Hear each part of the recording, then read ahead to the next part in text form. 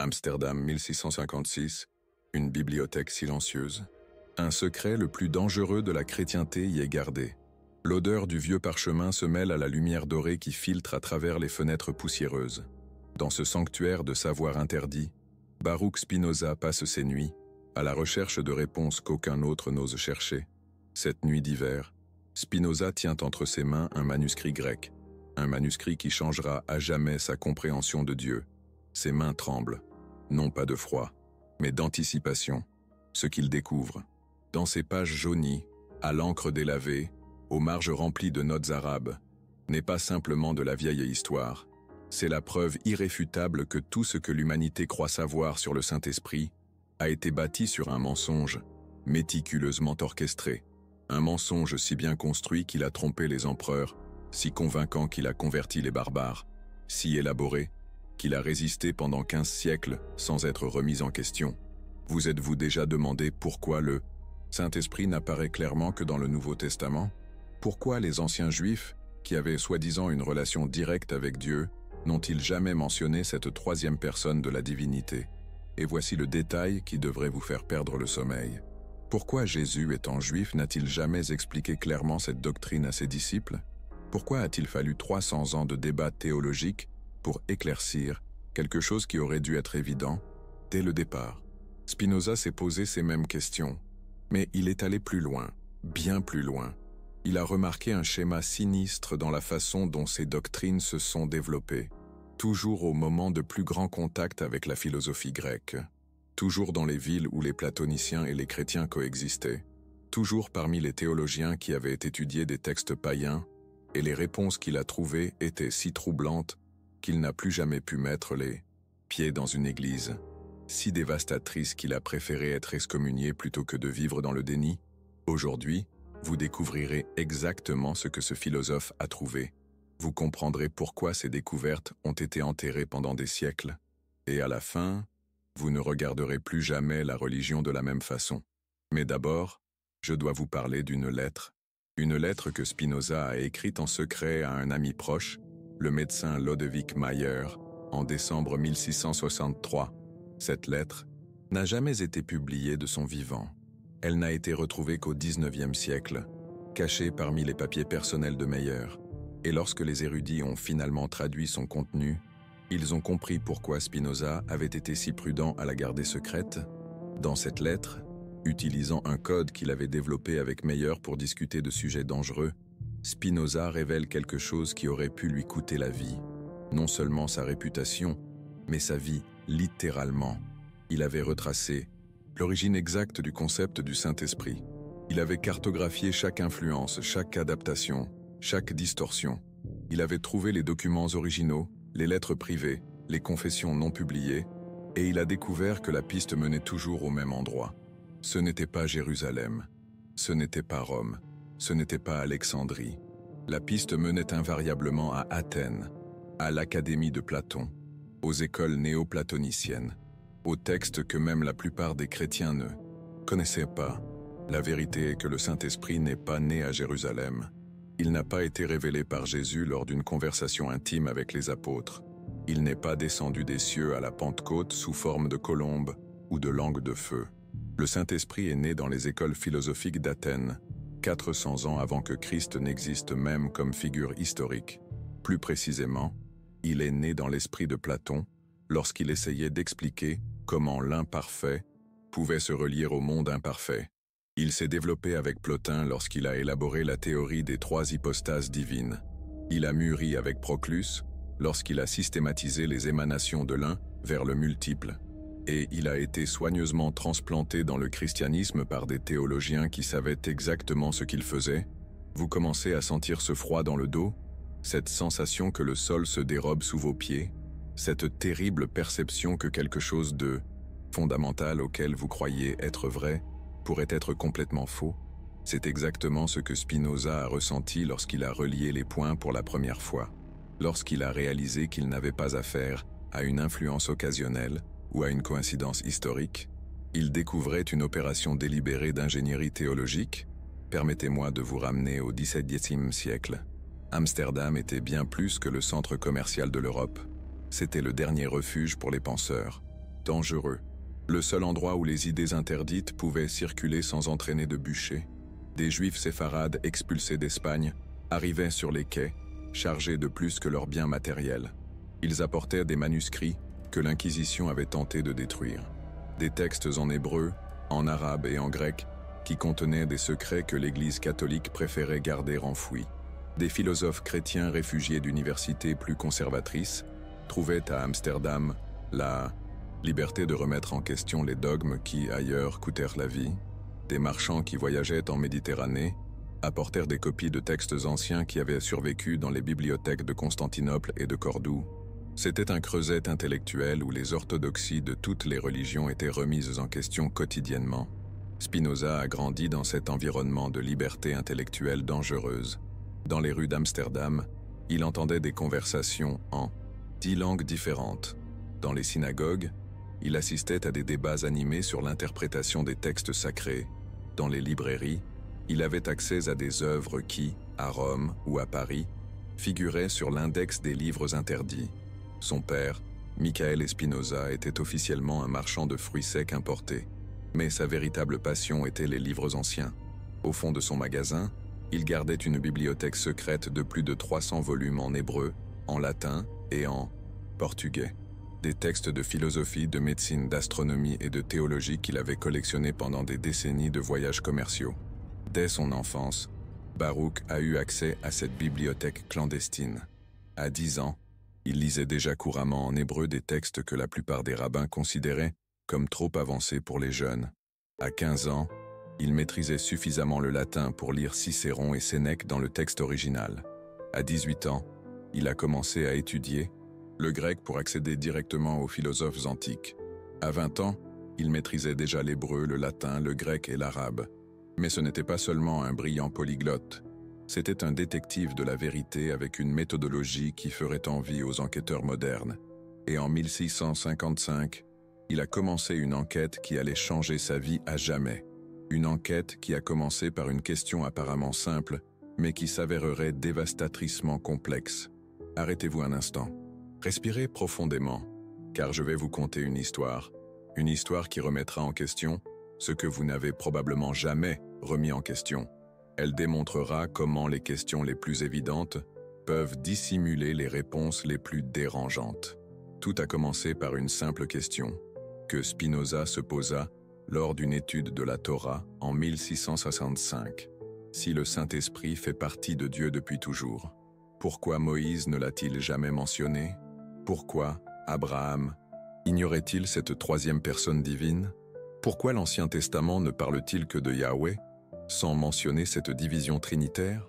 Spinoza plongea dans les textes hébraïques originaux, il chercha la moindre référence, le moindre indice d'une conscience trinitaire chez les anciens juifs. Et ce qu'il trouva fut un silence absolu. Mais le silence, parfois, crie plus fort que les mots. En fouillant bibliothèques et manuscrits, Spinoza découvrit quelque chose qui le priva de sommeil pendant des semaines.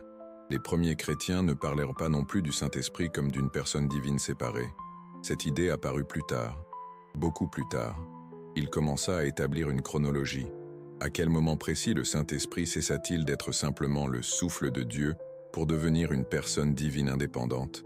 Et c'est là qu'il trouva les indices les plus troublants. Le premier indice se trouvait à Alexandrie. Au IIIe siècle, des philosophes et chrétiens comme Origène commencèrent à utiliser une terminologie inexistante dans le christianisme primitif. Ils parlaient de hypostase divine, de substance et de personne dans la divinité. Mais ces mots ne venaient pas de la Bible. Ils venaient de la philosophie grecque. Spinoza découvrit qu'Origène avait étudié auprès d'Ammonius Saccas, un philosophe enseignant des concepts néoplatoniciens sur les émanations divines. Ce n'était pas une coïncidence, c'était une influence directe, mais la révélation la plus choquante restait à venir. En 1659, Spinoza eut accès à une traduction que peu de chrétiens de l'époque connaissaient. Il s'agissait d'une version latine des Énéades de Plotin, traduite directement du grec par un moine bénédictin qui avait déserté son monastère pour des raisons jamais entièrement éclaircies. Le moine, qui signait simplement Hieronymus Exul, Jérôme l'exilé, avait laissé une note troublante en marge de la traduction.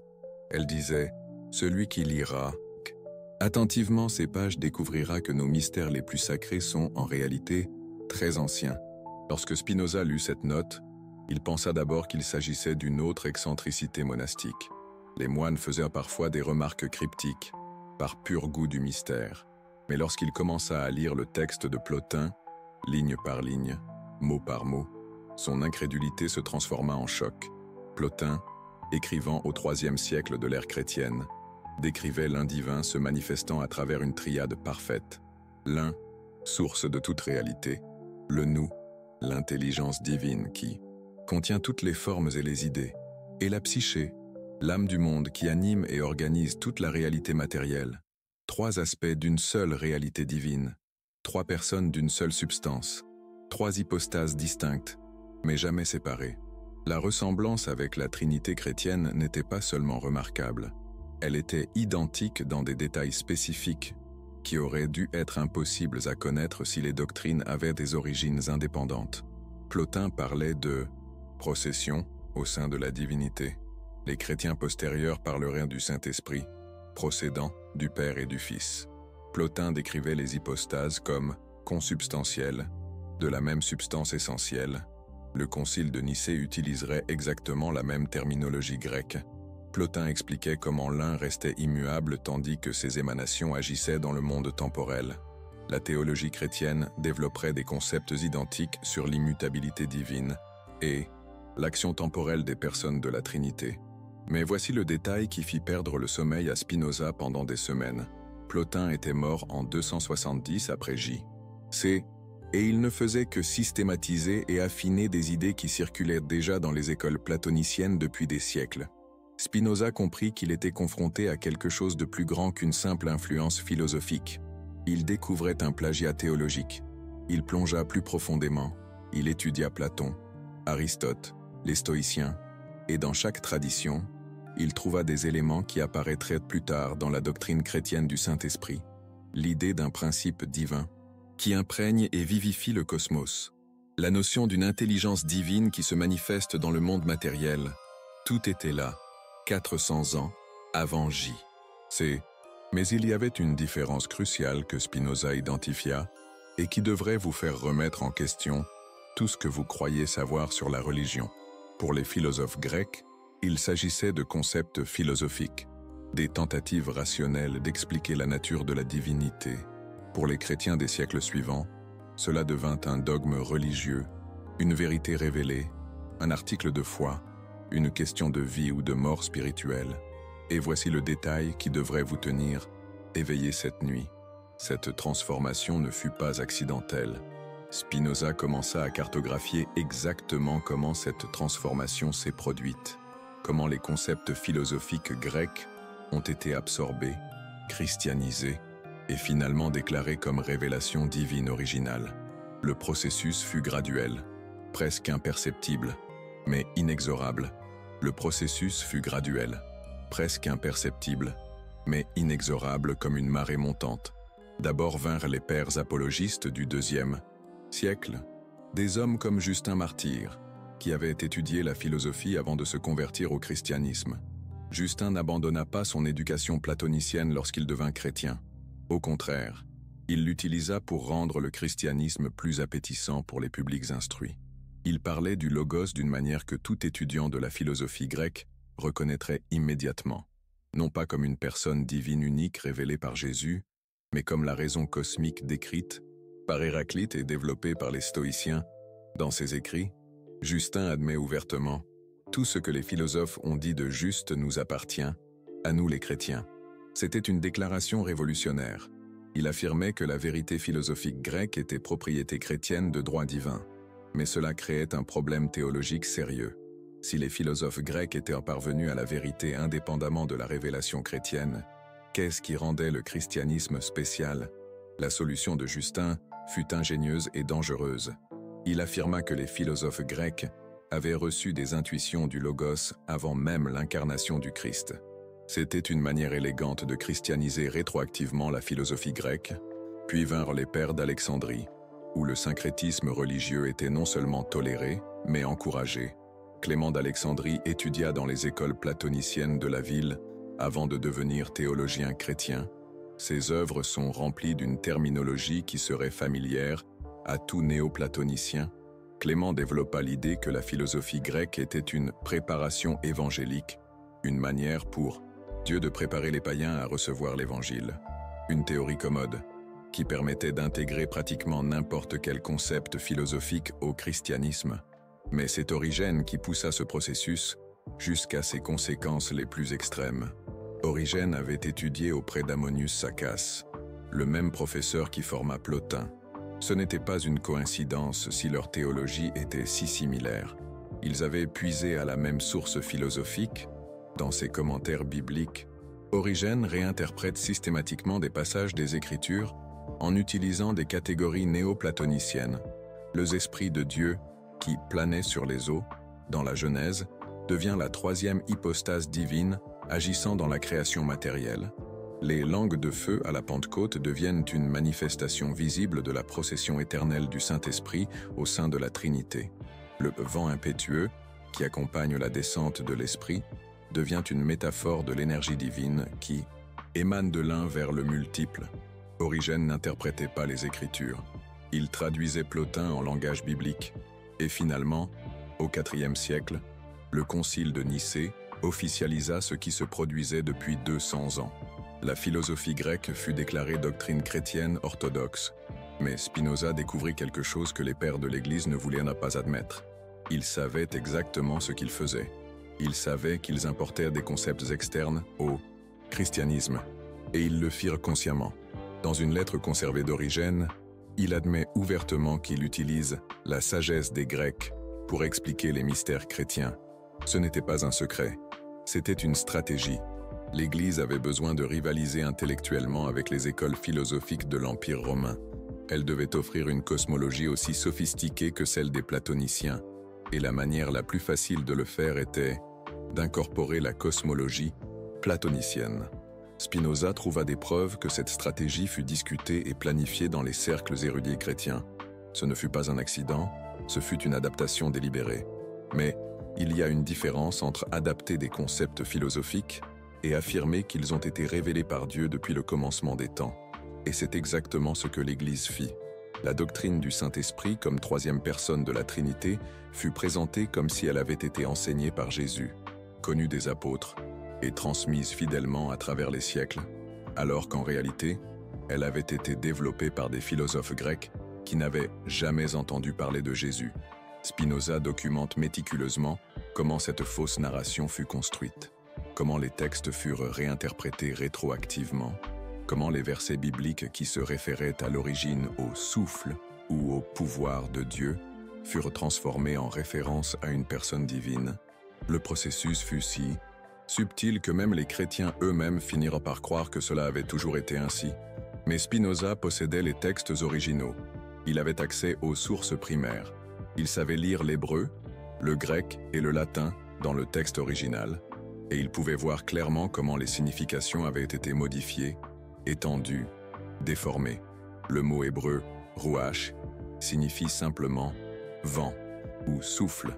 Lorsque la Bible parle du « ruach Elohim », il s'agit du pouvoir ou de l'énergie de Dieu, pas d'une personne divine séparée. Mais lorsque les traducteurs grecs voulurent rendre cette idée plus acceptable pour des esprits éduqués à la philosophie platonicienne, ils commencèrent à utiliser pneuma d'une manière qui évoquait les théories stoïciennes sur le pneuma cosmique, une force rationnelle qui imprègne et organise l'univers. Et lorsque les pères latins voulurent aller encore plus loin, ils transformèrent pneuma en spiritus et commencèrent à parler de persona, appliquant des concepts juridiques romains à la divinité. Chaque traduction fut un pas de plus vers la philosophie grecque. Chaque interprétation fut une couche supplémentaire de sophistication conceptuelle qui n'existait pas dans le texte original. Spinoza pouvait voir tout ce processus avec une clarté qui nous laisse sans souffle. Il avait découvert non seulement comment le Saint-Esprit fut inventé, mais pourquoi il fut inventé, et par qui. La motivation était évidente. Le christianisme primitif était une religion simple, basée sur des enseignements éthiques et des espérances eschatologiques. Mais pour devenir la religion officielle de l'Empire romain, il avait besoin d'une théologie sophistiquée. Il avait besoin de réponses à des questions cosmologiques complexes. Et la philosophie grecque avait ses réponses prêtes. Alors pourquoi ne pas les utiliser? Le problème n'était pas d'utiliser des concepts philosophiques pour expliquer la foi. Le problème était d'affirmer ensuite que ces concepts faisaient en partie de la révélation originale. C'était réécrire l'histoire pour faire croire que Jésus avait enseigné la philosophie platonicienne. Spinoza réalisa qu'il était confronté à l'une des plus grandes falsifications intellectuelles de l'histoire humaine. Une falsification si réussie que des milliards de personnes croient encore aujourd'hui que le Saint-Esprit comme troisième personne de la Trinité a été révélé par Dieu, alors qu'en réalité, il a été inventé par Platon et développé par ses disciples, et adapté par des chrétiens qui voulaient rendre leur religion plus sophistiquée. Mais la découverte la plus troublante était encore à venir, car Spinoza comprit que si le Saint-Esprit avait été inventé, qu'est-ce d'autre dans la doctrine chrétienne pourrait avoir la même origine? Il décida d'enquêter sur chaque doctrine fondamentale du christianisme avec la même méthodologie implacable. Et ce qu'il découvrit le terrorisa. La Trinité n'était pas seulement similaire au concept platonicien, elle était identique. L'idée de trois hypostases divines, de processions éternelles au sein de la divinité, d'unité dans la diversité, tout cela avait été formulé en premier lieu par Plotin et ses disciples.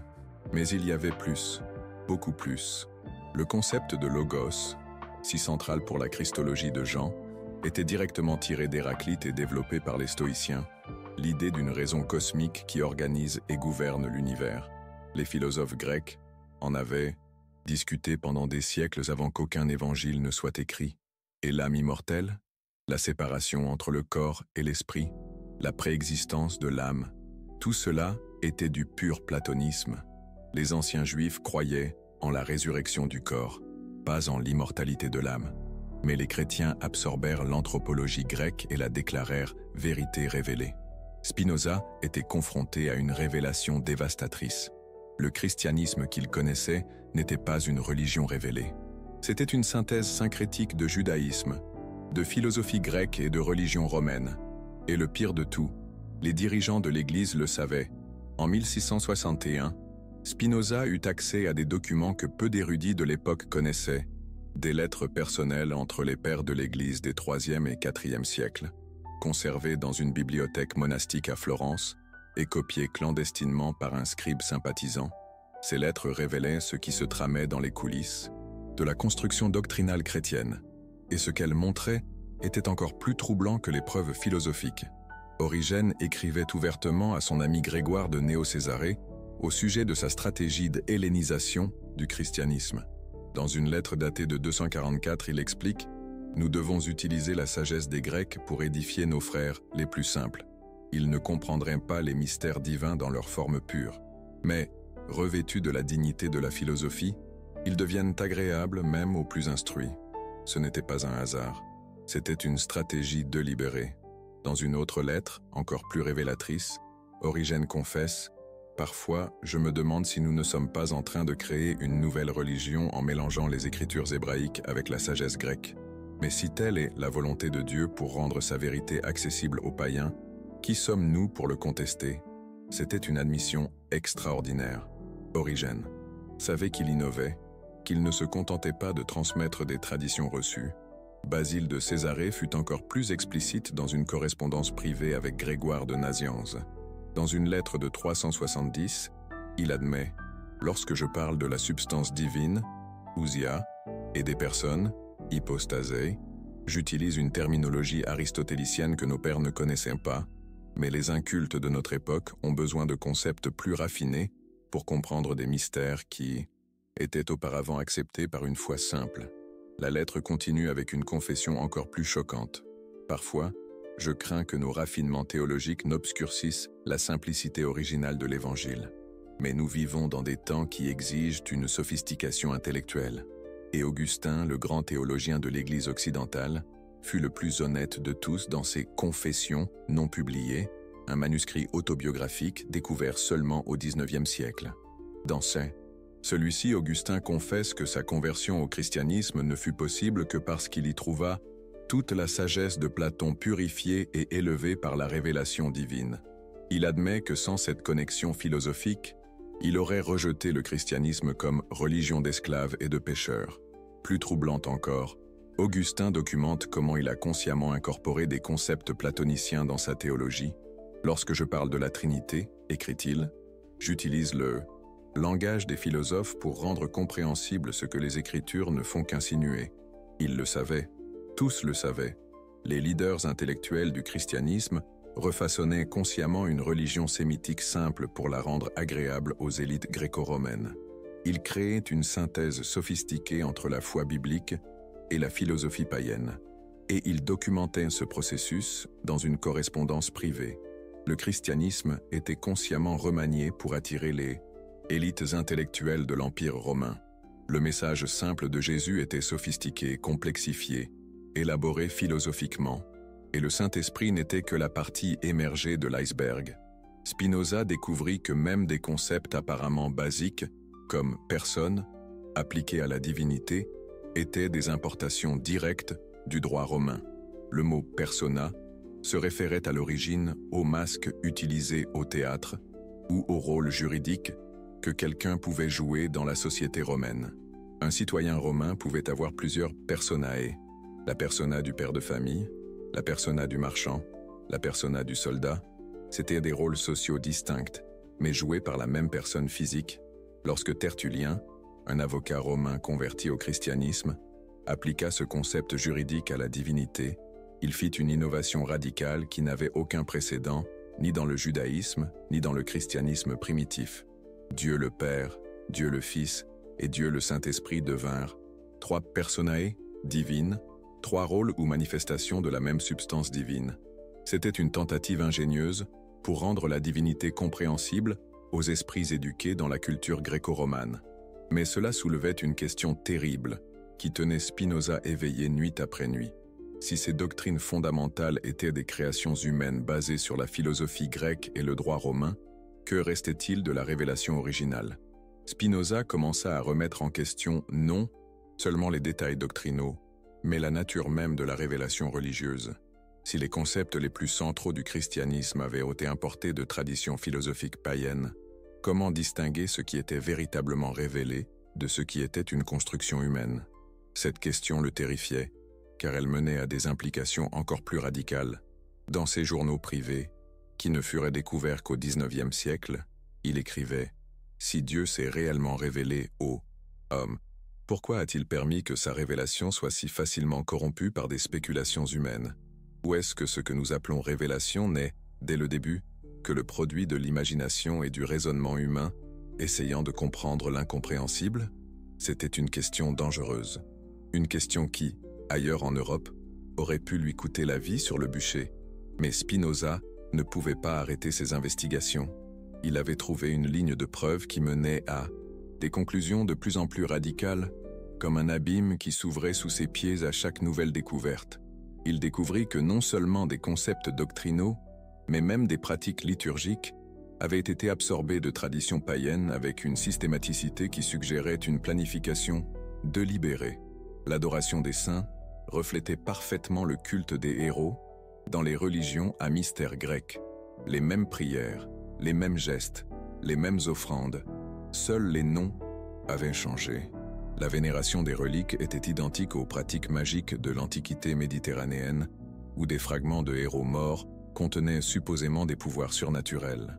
La hiérarchie ecclésiastique suivait des modèles d'organisation des cultes à mystère, avec des initiations graduelles, des connaissances secrètes réservées aux plus avancés, et une structure d'autorité qui reflétait les écoles philosophiques. Même des rituels apparemment chrétiens comme la communion avaient des parallèles exacts dans les cultes dionysiaques, où les participants mangeaient et buvaient symboliquement la divinité. Le christianisme n'était pas seulement influencé par la culture gréco-romane, c'était une fusion complète et systématique entre le monothéisme juif et le paganisme méditerranéen. Et cette fusion avait été présentée comme si c'était une révélation divine, pure et originale. L'indignation intellectuelle de Spinoza grandissait à chaque découverte. Il voyait comment des milliards de personnes avaient été trompées pendant des siècles par une opération de syncrétisme religieux si réussie, que même les auteurs eux-mêmes finirent par croire à leurs propres inventions. Des générations entières avaient adoré des concepts philosophiques grecs en pensant qu'elles adoraient le Dieu d'Abraham, d'Isaac et de Jacob.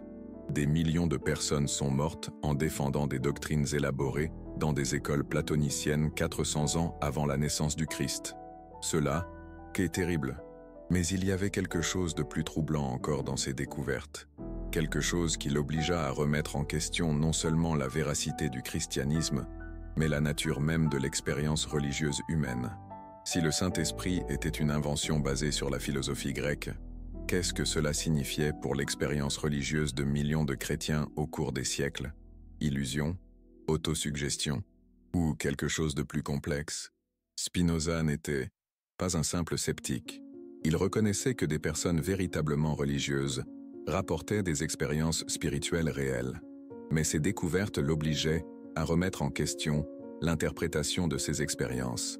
Si les catégories théologiques utilisées pour expliquer ces expériences étaient d'origine humaine et non divine, peut-être les expériences elles-mêmes devaient-elles être réinterprétées.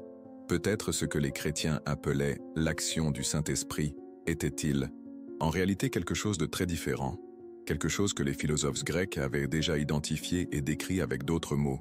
En 1663, Spinoza arriva à une conclusion révolutionnaire. Le problème n'était pas seulement que le Saint-Esprit avait été inventé par des philosophes grecs. Le problème était que toute la structure conceptuelle de la théologie chrétienne était une construction philosophique humaine déguisée en révélation divine. Et si c'était vrai, alors la nature même de Dieu devait être repensée. Spinoza réalisa que ses découvertes sur les origines grecques de la pneumatologie chrétienne n'étaient que le début d'une révolution philosophique bien plus grande. Si des concepts fondamentaux sur Dieu avaient été inventés par des êtres humains, alors peut-être toute la relation entre l'humanité et la divinité devait-elle être reconceptualisée. Il commença à développer une nouvelle compréhension de la nature divine. Une compréhension qui ne dépendait pas de concepts importés de la philosophie grecque, mais qui pouvait expliquer à la fois l'expérience religieuse authentique et la réalité naturelle observable. Mais cette nouvelle philosophie serait encore plus radicale que ces découvertes historiques. Spinoza était sur le point de proposer que Dieu et la nature étaient une seule et même réalité, qu'il n'y avait pas de séparation entre le Créateur et la création, que tout ce qui existe est une expression ou une modification de la substance divine infinie. C'était une idée qui rendrait obsolète non seulement la doctrine du Saint-Esprit, mais toute la théologie traditionnelle. Et lorsque la communauté juive d'Amsterdam découvrit ce que Spinoza pensait, la réaction fut immédiate et dévastatrice. Le 27 juillet 1656, Baruch Spinoza fut formellement excommunié de la synagogue portugaise d'Amsterdam. Le document d'excommunication décrivait ses idées comme des opinions et des actes abominables et des hérésies monstrueuses. Mais ce qui terrifiait vraiment les chefs religieux, ce n'était pas seulement ses conclusions. C'était sa méthodologie. Spinoza avait développé une forme d'analyse qui pouvait être appliquée à toute tradition religieuse, avec des résultats tout aussi dévastateurs. Si le Saint-Esprit chrétien était une invention basée sur Platon, qu'est-ce qui empêchait de découvrir des origines tout aussi humaines pour des concepts juifs fondamentaux, ou islamiques, ou de toute autre tradition? Spinoza avait découvert quelque chose de plus dangereux que l'hérésie. Il avait découvert une méthode pour démasquer la construction humaine derrière toute affirmation de révélation divine, et cela était intolérable pour toute autorité religieuse. Mais Spinoza ne s'arrêta pas. Même excommunié, même menacé, même vivant dans un relatif ostracisme, il continua à développer ses idées, car il avait perçu quelque chose qui changerait à jamais la façon dont l'humanité pense à la religion. La découverte que le Saint-Esprit avait été inventé par des philosophes grecs n'était pas seulement une curiosité historique. C'était la clé pour comprendre comment toutes les religions fonctionnent, comment les concepts humains sont sacralisés, comment les spéculations philosophiques deviennent des dogmes inquestionnables. Et plus important encore, comment la vraie nature de la divinité peut être obscurcie par des constructions théologiques trop humaines. Dans les décennies suivantes, Spinoza développerait une philosophie qui tenterait d'aller au-delà de toutes ces constructions humaines, une philosophie qui tenterait de comprendre Dieu ou la nature tels qu'ils sont réellement, sans les filtres déformants des traditions religieuses. Mais tout a commencé par une simple découverte sur les origines grecques du Saint-Esprit. Une découverte qui ouvrit son esprit à des possibilités beaucoup plus radicales. Et maintenant, vous connaissez le secret que Spinoza a découvert dans cette bibliothèque silencieuse d'Amsterdam. Vous savez pourquoi? Ces idées ont été considérées comme si dangereuses. Vous savez pourquoi il a été excommunié et persécuté?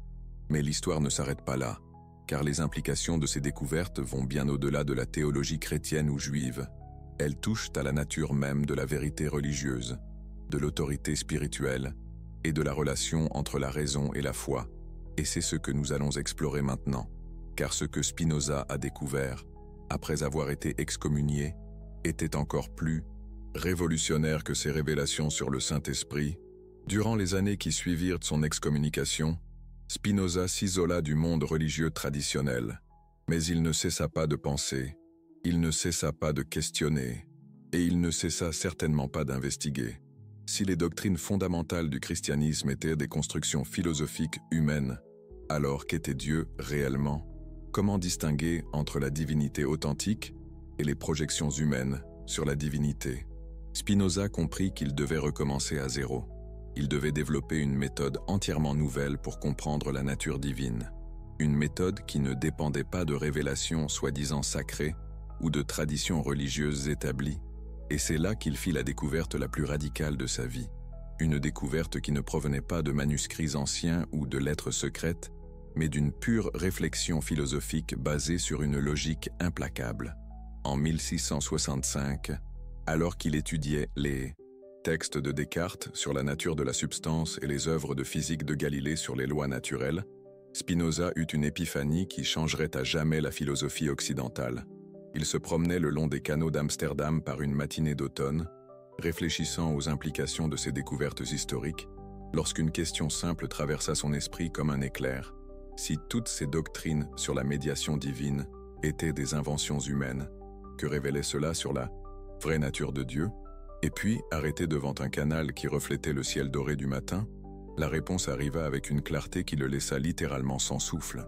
Si Dieu était infini, comme toutes les traditions l'affirmaient, alors rien ne pouvait exister en dehors de Dieu. Car si quelque chose existait en dehors de l'infini, l'infini ne serait pas vraiment infini. Il serait limité par ce qui est en dehors de lui. C'était une logique simple, des mathématiques pures, impossible à réfuter. Mais cela signifiait quelque chose d'extraordinaire, quelque chose qui bouleversait toute la théologie traditionnelle. Tout ce qui existe doit faire partie de Dieu. La nature n'est pas une création séparée de Dieu. La nature est Dieu, s'exprimant sous d'infinies formes et modes. Deus, sive natura, Dieu ou nature. Deux mots pour une même réalité infinie. C'était une idée si radicale que ses découvertes antérieures sur le Saint-Esprit semblaient presque conservatrices. Car si Dieu et la nature sont une seule réalité, alors il n'y a pas besoin d'un Saint-Esprit séparé qui médie entre la divinité et la création. Il n'y a aucune lacune à combler, aucune séparation à surmonter, aucune médiation à réaliser. Tout est divin parce que tout est naturel. Tout est naturel parce que tout est divin. Ce sont deux perspectives sur la même réalité infinie qui s'expriment en mode « finis infini ». Spinoza comprit qu'il avait trouvé non seulement l'origine des inventions théologiques chrétiennes, mais la raison pour laquelle elles étaient nécessaires en premier lieu.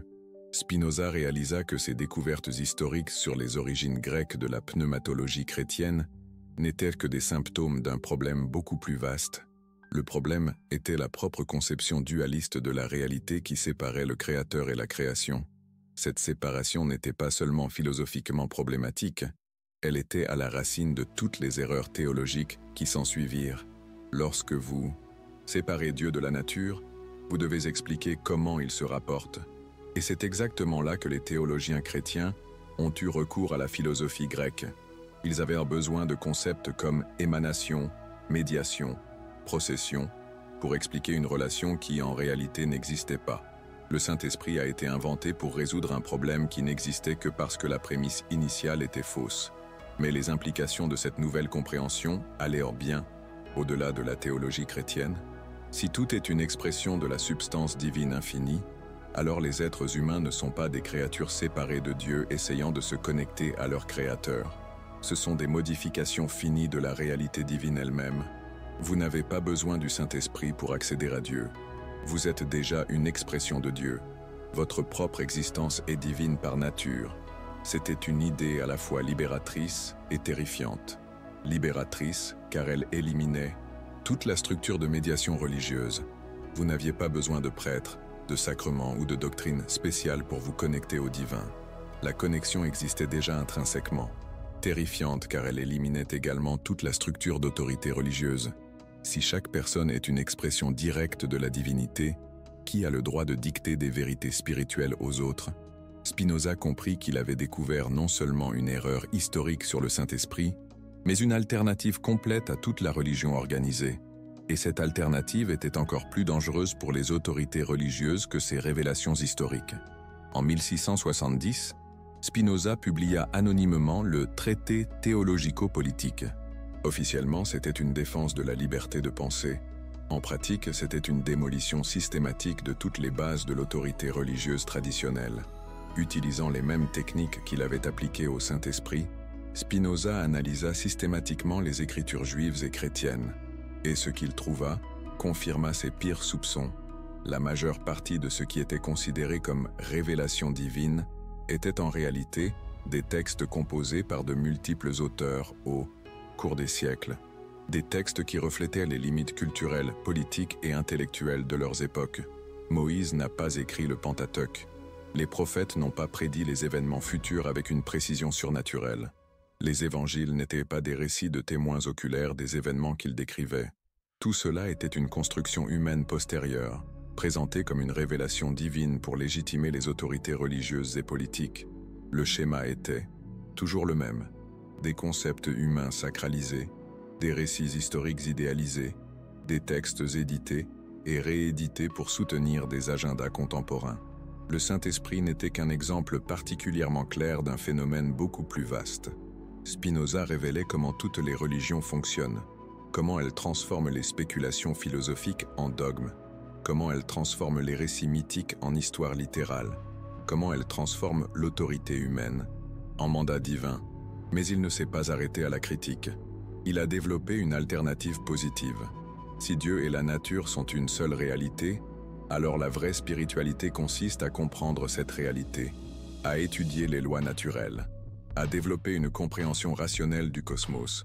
La science n'est pas ennemie de la spiritualité. Elle est la forme la plus élevée de contemplation divine. Lorsque Galilée étudie les mouvements planétaires, il contemple les pensées de Dieu. Lorsque Newton formule les lois de la gravitation, il déchiffre la logique divine. Lorsqu'un biologiste étudie la structure cellulaire, il explore les mystères de la création. Tout est sacré parce que tout est naturel. Tout est naturel parce que tout est divin. C'était une synthèse révolutionnaire qui anticipait des développements scientifiques et philosophiques qui ne seraient largement acceptés que des siècles plus tard. Mais au XVIIe siècle, c'était de la pure hérésie. Les autorités religieuses de toutes les confessions se sont unies pour condamner Spinoza. Catholiques, protestants et juifs étaient d'accord sur au moins une chose. Les idées de Spinoza étaient trop dangereuses pour être tolérées, et ils avaient raison. Car si les idées de Spinoza étaient acceptées, toute la structure de la religion organisée deviendrait obsolète. Pourquoi auriez-vous besoin d'une église si Dieu était présent dans toute la nature? Pourquoi auriez-vous besoin de sacrements si votre propre existence était sacrée? Pourquoi auriez-vous besoin d'une révélation spéciale si la réalité entière était une révélation continue de la nature divine? Pourquoi auriez-vous besoin du Saint-Esprit si vous étiez vous-même une expression de l'Esprit infini? Spinoza avait fait plus que découvrir les origines grecques d'une doctrine chrétienne. Il avait développé une philosophie qui rendait toute doctrine religieuse inutile. Mais peut-être vous demandez-vous, comment Spinoza a-t-il pu vivre avec ces découvertes dévastatrices? Comment quelqu'un peut-il continuer à fonctionner normalement après avoir découvert que pratiquement tout ce en quoi il croyait était une construction humaine déguisée en vérité divine?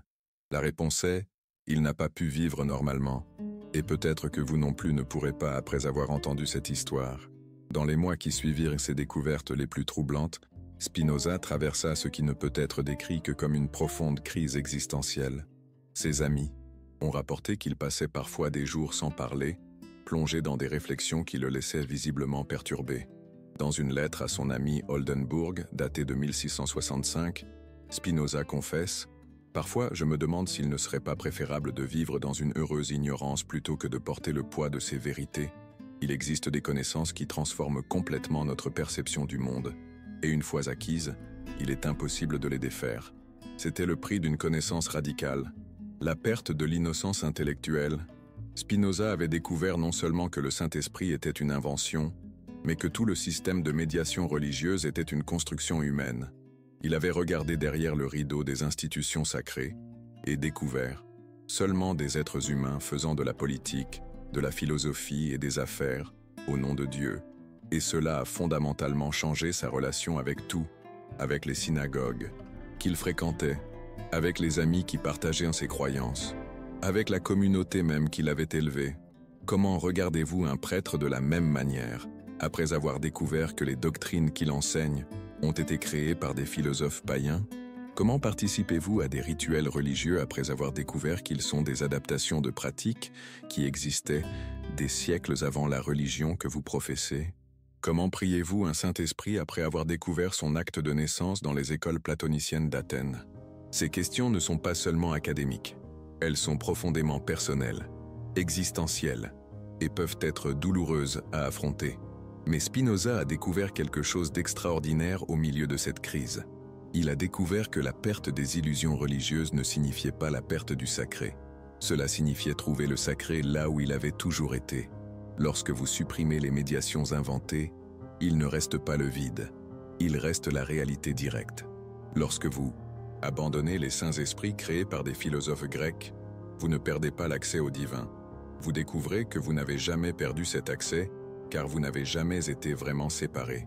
Spinoza a réalisé que ses découvertes sur les origines grecques de la pneumatologie chrétienne étaient, paradoxalement, profondément libératrices.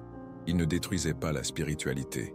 Il détruisait seulement les obstacles artificiels à une spiritualité authentique, et cela a complètement changé sa façon de vivre. Il a commencé à contempler la nature avec une intensité que ses amis décrivaient comme presque mystique. Il passait des heures à observer des toiles d'araignées, à étudier la structure des fleurs, à contempler le mouvement des eaux dans les canaux, mais pas comme quelqu'un qui cherche Dieu dans la nature, comme quelqu'un qui reconnaît que la nature est Dieu se manifestant directement. Chaque feuille qui bougeait au vent était une expression de la créativité infinie. Chaque insecte qui croisait son chemin était une modification particulière de la substance universelle. Chaque pensée qui traversait son esprit était une onde dans la conscience cosmique. C'était une façon complètement nouvelle d'exister, une spiritualité sans intermédiaire, une religiosité sans religion organisée, une connexion avec le divin qui ne dépendait d'aucune doctrine inventée par des êtres humains.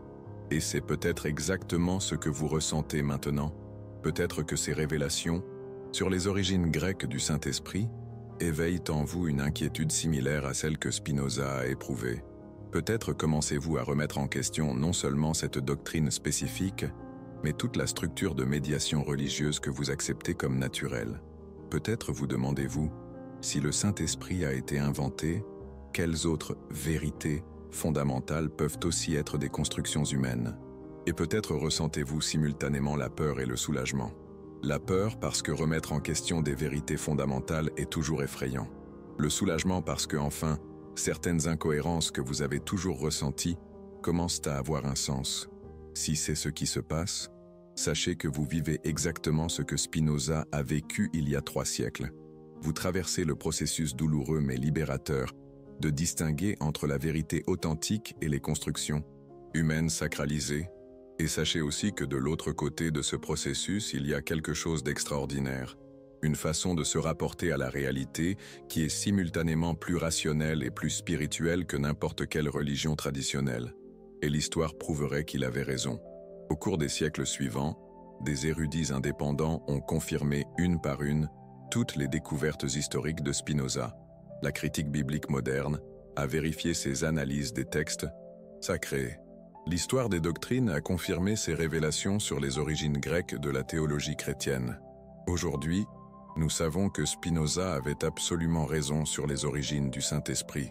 Nous savons que la pneumatologie chrétienne est réellement basée sur la philosophie platonicienne et néoplatonicienne. Nous savons que les pères de l'Église ont consciemment incorporé des concepts grecs dans la théologie chrétienne.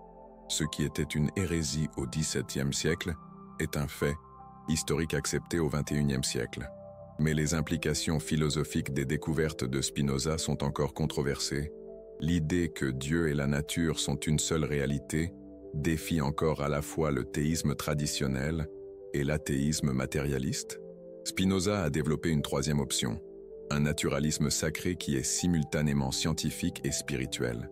Et c'est peut-être exactement ce dont le monde moderne a besoin, car nous vivons à une époque où la science révèle des merveilles du cosmos qui dépassent toute imagination religieuse traditionnelle. Nous vivons à une époque où nous comprenons l'évolution, la physique quantique, la cosmologie de manière que les anciens n'auraient jamais pu rêver. Pensez-y un instant. Vous savez que les atomes qui composent votre corps ont été forgés au cœur d'étoiles qui ont explosé il y a des milliards d'années. Vous êtes littéralement fait de poussière d'étoiles. Votre existence vous connecte directement à l'histoire cosmique de manière qu'aucun mythe religieux ancien ne pouvait imaginer. Vous savez que votre ADN partage des séquences avec toutes les formes de vie sur Terre, que vous êtes lié non seulement à d'autres êtres humains, mais aux arbres de votre jardin, aux oiseaux qui volent au-dessus de votre maison, aux bactéries qui vivent dans vos intestins et rendent votre digestion possible. Vous savez que votre conscience émerge de processus neurologiques d'une complexité qui défie toute description simple, que chaque pensée, que vous pensez implique des schémas d'activité électrique entre des milliards de neurones connectés par des trillions de synapses. Vous savez que vous vivez sur une planète qui orbite autour d'une étoile ordinaire dans une galaxie qui contient des centaines de milliards d'autres étoiles, dans un univers qui peut contenir des milliards d'autres galaxies. Vous vivez à une époque où nous savons que l'espace et le temps sont courbés par la gravité, que les particules peuvent être à deux endroits à la fois, que l'univers entier peut être né d'une singularité quantique il y a 13,8 milliards d'années. Nous vivons à une époque où la réalité naturelle est plus extraordinaire, plus mystérieuse, plus sublime que n'importe quel mythe religieux jamais créé. Ce n'est pas de la poésie, c'est de la science, c'est ce que nous savons être vrai, basé sur des preuves, des expériences, des observations rigoureuses. Alors pourquoi avons-nous encore besoin d'esprits saints inventés par des philosophes grecs pour nous connecter au sacré? Pourquoi avons-nous encore besoin de doctrines élaborées dans des écoles platoniciennes pour expérimenter le mystère de l'existence? Pourquoi cherchons-nous encore des médiateurs surnaturels alors que nous sommes déjà partie intégrante de la trame cosmique de la réalité? La spiritualité que Spinoza a anticipée est une spiritualité informée par la science. Une spiritualité qui reconnaît que comprendre les lois naturelles est la forme la plus élevée de contemplation divine. Quand un astrophysicien étudie la formation des galaxies, il contemple les processus créatifs fondamentaux du cosmos. Quand un biologiste moléculaire étudie les mécanismes de la vie cellulaire, il explore les mystères les plus profonds de l'existence. Quand un neuroscientifique cartographie les circuits de la conscience, il étudie la nature même de l'esprit. Chaque découverte scientifique authentique est une révélation sur la nature de la réalité. Chaque compréhension des lois naturelles est une forme de gnose, une connaissance directe de la structure du cosmos. Et vous avez un accès privilégié à cette gnose. Vous vivez à une époque où plus de connaissances sur la nature de la réalité sont disponibles qu'à n'importe quel autre moment de l'histoire humaine. Vous avez accès à des télescopes qui peuvent voir des milliards d'années dans le passé, à des microscopes qui peuvent observer des atomes individuels, à des ordinateurs qui peuvent simuler des processus qui ont pris des milliards d'années à se produire naturellement. Vous avez accès à des bibliothèques entières de connaissances scientifiques au creux de votre main. Vous pouvez apprendre sur la physique quantique, la biologie moléculaire, la cosmologie, les neurosciences, avec un niveau de détail et de précision qui serait impossible pour quiconque avant le XXe siècle. Et tout cela est sacré, tout cela est des révélations, tout cela est un accès direct à la nature du divin se manifestant à travers les lois naturelles. Vous n'avez pas besoin d'un esprit saint créé par des philosophes grecs pour vous connecter au mystère. Le mystère est tout autour de vous, en vous, se dévoilant à chaque nouvelle découverte scientifique. Vous n'avez pas besoin de rituels élaborés pour expérimenter le sacré. Chaque respiration que Vous prenez implique des milliards de molécules d'oxygène traitées par des systèmes cellulaires, d'une complexité qui dépasse n'importe quelle cathédrale. Vous n'avez pas besoin de doctrines compliquées pour comprendre votre connexion avec le cosmos. Votre propre existence est la preuve de cette connexion. Vous êtes le cosmos devenant conscient de lui-même, à travers votre conscience individuelle. Et cela est plus profond, plus intime, plus transformateur que n'importe quelle expérience religieuse, basée sur des doctrines inventées. Et peut-être est-il temps de développer une spiritualité qui honore cette réalité. Une spiritualité qui n'a pas besoin d'inventer des médiateurs surnaturels parce qu'elle reconnaît que tout est déjà sacré. Une spiritualité qui n'a pas besoin de l'Esprit Saint parce qu'elle comprend que l'Esprit est présent dans chaque atome, dans chaque cellule, dans chaque pensée, dans chaque émotion. L'héritage de Spinoza n'est pas seulement historique, il est prophétique et aussi profondément personnel pour chacun d'entre nous. Il a anticipé un monde où l'humanité mûrirait au-delà du besoin de mythologies religieuses enfantines. Un monde où nous pourrions contempler la divinité directement à travers la compréhension scientifique de la nature. Un monde où nous n'aurions plus besoin d'esprit saint inventé par des philosophes grecs parce que nous aurions découvert l'esprit réel qui anime tout le cosmos. Ce monde n'est pas encore entièrement arrivé, mais il arrive à chaque découverte scientifique, à chaque avancée dans la compréhension de la nature, à chaque instant où quelqu'un comme vous remet en question ce qui vous a été enseigné comme une vérité incontestable. Et quand il arrivera, nous nous souviendrons de Baruch Spinoza comme le premier à voir clairement ce qui a toujours été devant nos yeux. La vérité que le divin n'est pas séparé de la nature, n'est pas médié par des doctrines ou des sacrements, n'a pas besoin d'être canalisé à travers des institutions ou des autorités. Le divin est simplement en tout, comme tout, à travers tout. Il est présent dans l'ADN qui vous relie à toutes les formes de vie sur Terre. Il est présent dans les processus quantiques qui opèrent dans chaque cellule de votre corps. Il est présent dans la gravitation qui maintient les planètes sur leurs orbites et dans les processus nucléaires qui font briller les étoiles. Il est présent dans votre capacité à penser, à questionner, à ressentir de l'admiration face au mystère de l'existence. Non pas comme quelque chose ajouté de l'extérieur, mais comme la nature même de ce que vous êtes. Et peut-être est-ce la révélation la plus libératrice de toutes, plus libératrice que n'importe quelle promesse de salut, plus transformatrice que n'importe quelle doctrine religieuse, parce que cela signifie que vous n'avez pas besoin d'attendre qu'un Esprit Saint descende sur vous. Vous n'avez pas besoin d'être baptisé dans une doctrine spéciale. Vous n'avez pas besoin d'accepter une autorité religieuse. Vous n'avez pas besoin de croire en des concepts inventés par des philosophes grecs il y a 2000 ans. Vous avez déjà accès directement au sacré. Vous l'avez toujours eu. Vous l'aurez toujours. Non pas parce qu'un livre sacré le dit. Non pas parce qu'un prophète l'a révélé. Non pas parce qu'une église l'enseigne. Mais parce que c'est la structure même de la réalité. C'est comme les choses sont vraiment, derrière toutes les constructions théologiques, humaines. Vous êtes une expression de la réalité sacrée elle-même, une modification finie de la substance infinie, une vague individuelle dans l'océan cosmique de l'existence. Et c'est quelque chose qu'aucun philosophe grec n'a inventé, aucun père de l'Église ne peut médiatiser, aucune institution religieuse ne peut contrôler, aucune autorité ne peut accorder ou retirer. C'est la vérité la plus simple et la plus profonde qui existe.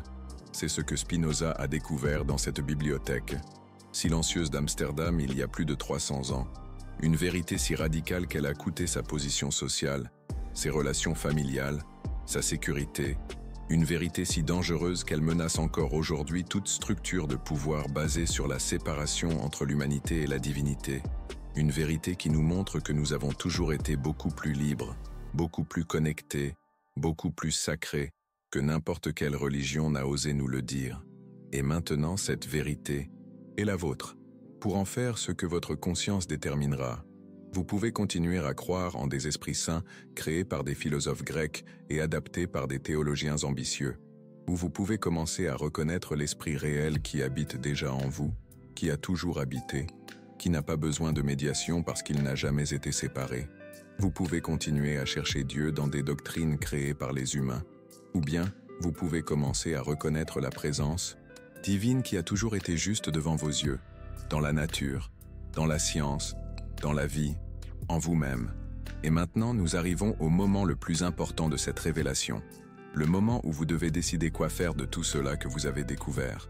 Vous venez de suivre un périple intellectuel qui a complètement changé la vie de Baruch Spinoza. Vous avez vu comment il a découvert que le Saint-Esprit a été inventé par des philosophes grecs. Comment il a systématiquement retracé l'absorption de la philosophie platonicienne par la théologie chrétienne. Comment il a trouvé des preuves irréfutables que des doctrines fondamentales de la chrétienté sont des constructions humaines présentées comme une révélation divine. Mais plus important encore, vous avez vu comment ces découvertes l'ont conduit à une compréhension entièrement nouvelle de la nature de la divinité. Une compréhension qui élimine toute nécessité de médiateurs inventés, car elle reconnaît que la médiation n'a jamais été nécessaire. Maintenant, vous possédez ces mêmes informations. Vous avez accès aux mêmes preuves historiques. Vous pouvez faire les mêmes connexions logiques. La question est, qu'allez-vous en faire? Certaines personnes qui entendent cette histoire préfèrent l'ignorer. Elles préfèrent continuer à croire ce qu'elles ont toujours cru, même en sachant que cela pourrait être basé sur des inventions humaines. Il y a une sécurité psychologique à maintenir des croyances familières, même lorsqu'elles sont contestables. Un peu comme s'accrocher à des repères rassurants dans un monde incertain. Comme le ferait un marin face à une tempête imprévisible. D'autres personnes sont furieuses. Elles se sentent trompées par les institutions en lesquelles elles avaient confiance. Elles sentent qu'elles ont perdu du temps et de l'énergie dans des doctrines qui pourraient être fausses. La colère est une réaction compréhensible lorsque nous découvrons que nous avons été trompés, même sans intention malveillante. Imaginez la déception d'un architecte découvrant que les plans sur lesquels il a bâti son œuvre étaient erronés. Certaines se sentent perdues. Si tout ce en quoi elles croyaient peut être une invention humaine, alors en quoi peuvent-elles avoir confiance? Comment distinguer entre la vérité authentique et la construction culturelle? C'est une réaction naturelle lorsque les piliers fondamentaux de la vision du monde sont remis en question. C'est comme si le sol se dérobait sous leurs pieds, laissant place à un vide vertigineux. Mais il existe une quatrième possibilité, la possibilité que Spinoza a choisie, la possibilité qui pourrait être la plus libératrice de toutes.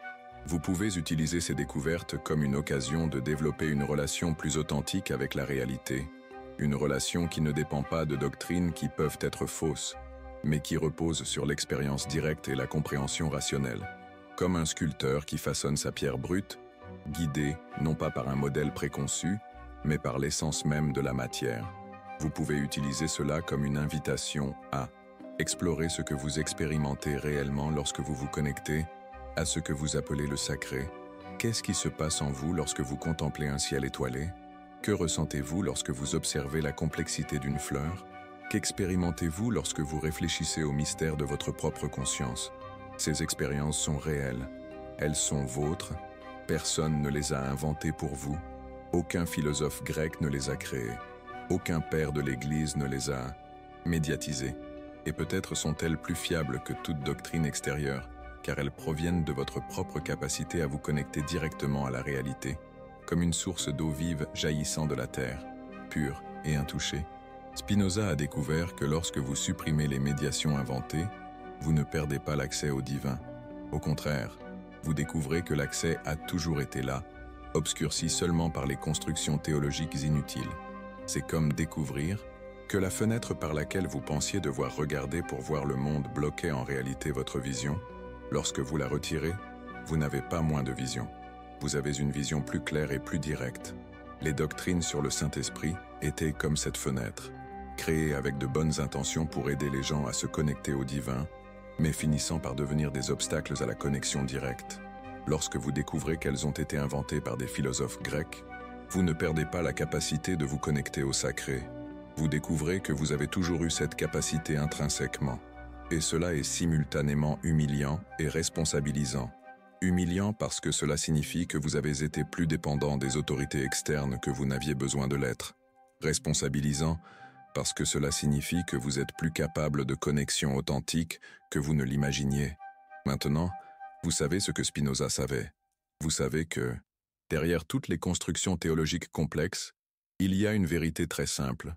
Vous êtes déjà connecté à la réalité d'une manière qu'aucune doctrine ne peut améliorer et qu'aucune autorité ne peut contrôler. Votre propre existence est sacrée, non pas parce qu'un livre le dit, mais parce que c'est une expression unique et irréversible de la créativité cosmique. Votre capacité à penser, à sentir et à expérimenter est divine, non pas parce qu'une église l'enseigne, mais parce que c'est littéralement l'univers devenant conscient de lui-même à travers vous. Votre connexion avec les autres personnes, avec la nature, avec le mystère de l'existence est réelle, non pas parce qu'elle est médiatisée par des doctrines, mais parce que c'est la structure fondamentale du fonctionnement de la réalité. Rien de tout cela n'a besoin de la validation d'institutions religieuses. Rien de tout cela ne dépend de la véracité de textes anciens. Rien de tout cela ne nécessite la médiation de saints-esprits inventés par des philosophes grecs. C'est simplement comme ça. Et reconnaître cela est plus libérateur que toute promesse de salut, plus transformateur que tout rituel religieux, plus profond que toute expérience mystique basée sur des doctrines. Parce que c'est vrai, c'est vérifiable, c'est accessible, c'est vôtre, telle fut la découverte finale de Spinoza, que la libération des illusions religieuses ne conduit pas au vide, mais à la plénitude, que la perte des médiations, inventées ne résulte pas de la séparation, mais d'une connexion plus intime avec la réalité, que découvrir que le Saint-Esprit a été inventé par des philosophes grecs ne signifie pas perdre l'accès à l'esprit, mais découvrir que l'esprit a toujours été plus proche que n'importe quelle doctrine n'a osé l'enseigner. Il est en vous, comme vous, est en vous, et il l'a toujours été. Maintenant, vous le savez. La question est, qu'allez-vous faire de cette connaissance? Comment allez-vous vivre en sachant que vous êtes plus libre, plus connecté et plus sacré que n'importe quelle religion traditionnelle n'a osé vous le dire? Comment allez-vous utiliser cette liberté? Comment allez-vous vivre cette connexion? Comment allez-vous honorer cette sainteté? La réponse est en vous, comme elle l'a toujours été.